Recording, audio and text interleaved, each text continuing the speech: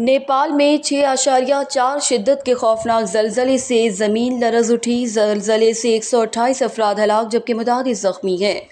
जलजले का मरकज़ काठमांडू से 310 मील मगरिब में था। जलजले के बाइस मुतादिद मकानात और इमारतें मुनहदम हो गईं। रेस्क्यू टीमों ने हलाकतों में इजाफे का खदशा ज़ाहिर किया है। भारतीय मीडिया के मुताबिक दारुल हुकूमत नई दिल्ली में भी झटके महसूस किए गए, जिसके बायस लोगों में खौफ व हरास फैल गया।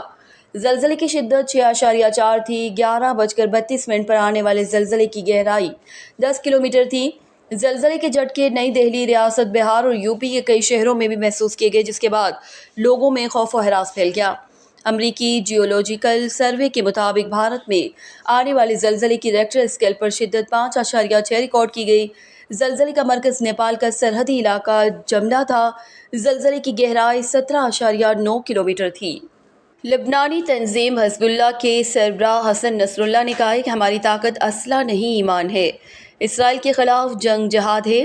तकरीब से खिताब करते हुए हसन नसरुल्लाह ने कहा कि फ़लस्तीनी शहीदों के अहले खाना को रुतबा शहादत हासिल करने पर मुबारकबाद और ताज़ियत पेश करते हैं। शोहदा का रुतबा मुनफरिद तर होता है। गर लबनानी तंजीम हिज़्बुल्लाह के सरबराह हसन नसरुल्लाह ने कहा कि हमारी ताकत असला नहीं, ईमान है। इसराइल के खिलाफ जंग जहाद तकरीब से खिताब करते हुए हसन नसरुल्लाह ने कहा कि फ़लस्तीनी शहीदों के अहले खाना को रुतबा शहादत हासिल करने पर मुबारकबाद पेश करते हैं।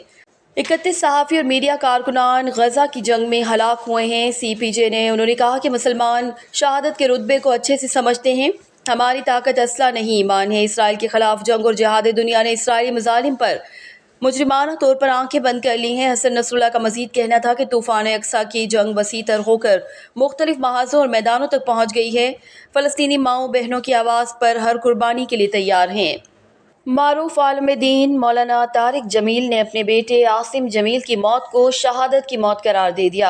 जवान बेटे की मौत पर जहां हर कोई गमज़दा है, वहीं सोशल मीडिया पर आसिम की मौत को खुदकुशी कहने पर मौलाना तारिक जमील ने जज्बाती बयान ने आबदीदा कर दिया।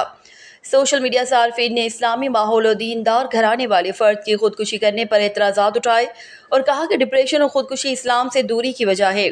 बाद अज़ां मौलाना तारिक जमील ने आसिम की मौत को शहादत वाली मौत करार देते हुए बताया कि मेरा बेटा अक्सर कहता था कि बाबा दुआ करे मैं मर जाऊं, क्योंकि ज़िंदगी बस एक धोखा है।